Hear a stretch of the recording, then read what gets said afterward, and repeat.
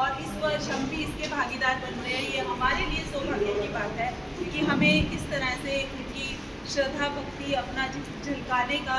कहते हैं कि जब भगवान को मंदिर में मिलने जाते हैं तो हम लोग कई बार नहीं जा पाते, तो वो स्वयं रथ के माध्यम से और ये जगन्नाथ यात्रा के माध्यम से स्वयं अपने भक्तों को दर्शन देने के लिए बाहर निकलते हैं। तो कितना सौभाग्य का दिन है इस हिसार के लिए कि उस दिन 16 तारीख जो आयोजन किया गया, इतना भव्य इतना सुंदर आयोजन, आप सभी हिसारवासी उस जगह पर सादर आमंत्रित हैं। आप सभी इस रथ यात्रा का भागीदारी बनकर अपने पुण्य कर्म कमाएं। और जैसा कहा जाता है कि मोक्ष की प्राप्ति होती है उस रथ को खींचने से। मात्र एक रथ को खींचने से हम सभी अपने जो हमारे कर्म हैं उसको सुधार सकते हैं और उसमें भी भागीदारी बन सकते हैं।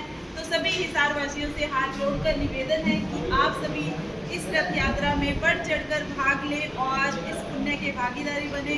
और भगवान स्वयं दर्शन देने आ रहे हैं।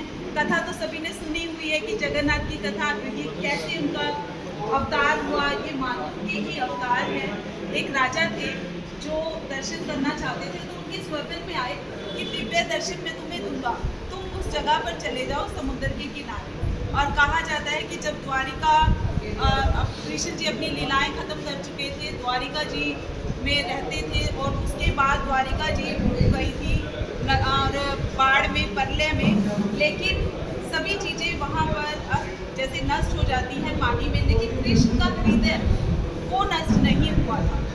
और वो जो हृदय है वो किसी लकड़ी में शायद फंस गया था और उसके बाद तैरता हुआ पुरी के किनारे पर पहुंच गया, जहां पर उस राजा ने किसी शिल्पकार को बुलाकर, पहले तो कोई शिल्पकार तैयार ही नहीं हुआ, लेकिन फिर किसी शिल्पकार को बुलाकर और कहा कि इस लकड़ी से मूर्ति का निर्माण किया जाए।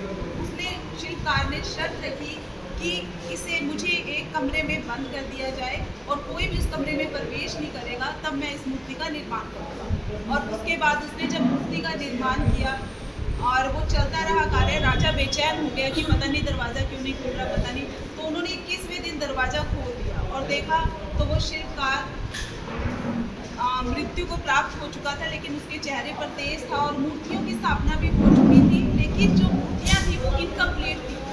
ना तो उनके हाथ थे ना पैर थे, लेकिन फिर भी वो अपने आप में संपूर्ण थी, क्योंकि इतना तेज था। और उसके बाद उन मूर्तियों को रथ के माध्यम से मंदिर में स्थापित किया गया।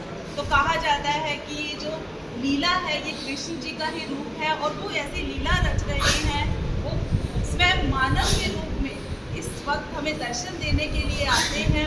और क्यों ना इस रूप का दर्शन किया जाए, इसके लिए नेत्रोत्सव का भी आयोजन किया गया है, जो 15 जुलाई को है और शाम को 6:15 बजे से इस कार्यक्रम का आरंभ हो जाएगा। आप सभी इस नेत्रोत्सव का भी आनंद लें, उनके इस रूप का दर्शन करें, इस दिव्य रूप का जितने लोगों ने लाभ उठाया।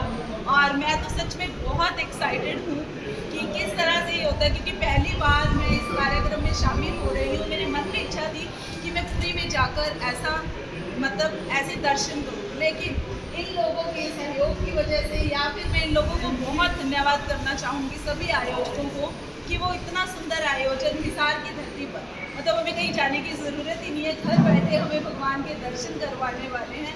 इसके लिए सभी बधाई के पात्र हैं और सभी को 16 जनवरी